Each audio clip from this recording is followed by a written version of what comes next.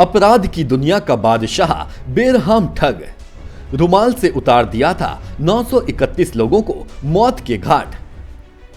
ऐसा अपराधी जिससे डरती थी अंग्रेजी हुकूमत, व्यापारी, काफिला और पीला रुमाल।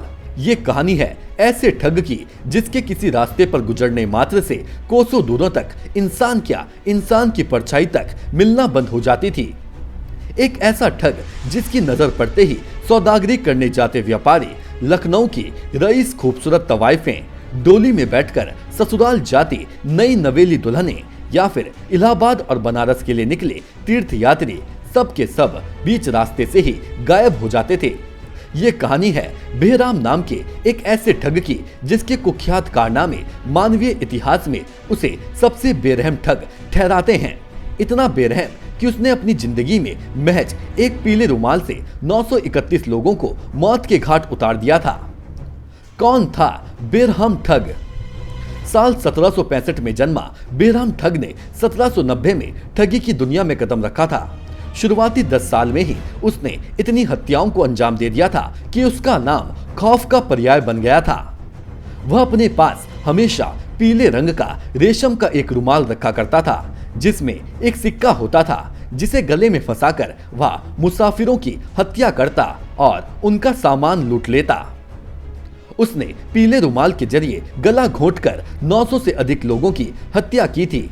इस वजह से कुख्यात बेरहम ठग का नाम ठग बेरहम के बारे में कहा जाता है कि वो जहां से गुजरता था वहां लाशों के ढेर लग जाते थे। बेरहम ठग के बारे में और अधिक जानने के लिए जरूरी है कि इतिहास के उन पन्नों को पलटा जाए जहां खौफ को इसके नाम का पर्याय समझा जाता था।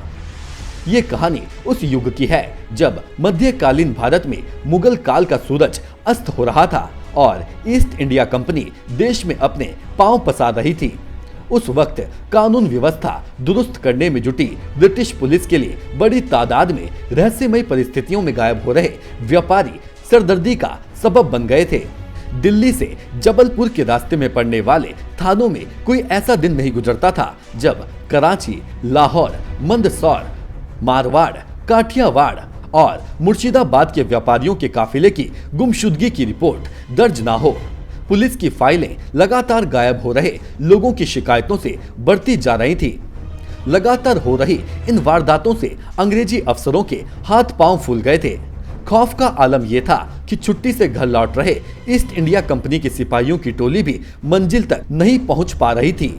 हैरत की बात यह भी थी कि गायब हो रहे इन लोगों की लाश तक बरामद नहीं होती थी। काफिले में चलने वाले इन लोगों को जमीन खा जाती है या आसमां निकल जाता है, इस अबूझ पहेली का जवाब किसी के पास नहीं था।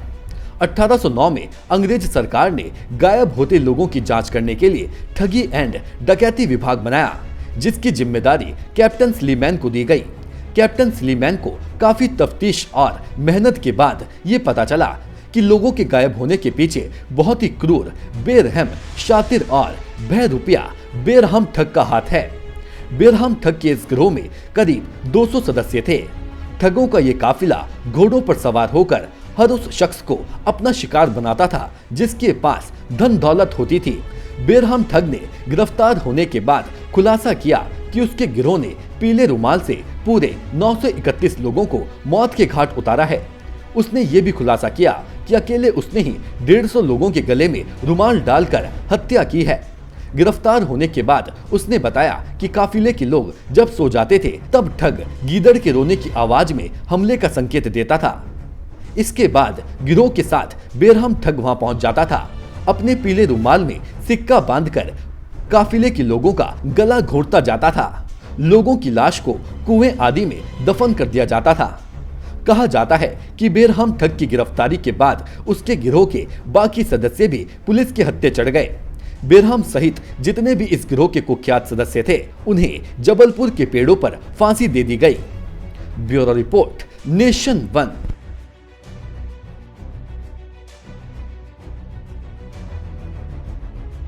नेशन वन की खबरों के अपडेट के लिए आप हमारे चैनल को लाइक करें, सब्सक्राइब करें, पसंद आई वीडियो को शेयर करना ना भूलें और ज़्यादा जानकारी के लिए लॉग इन करें www.nation1.tv पर। अधिक जानकारी के लिए आप हमें ट्विटर, फेसबुक पर भी फॉलो कर सकते हैं। तो खबरों की ज्यादा जानकारी के लिए बने रहें नेशन वन के साथ।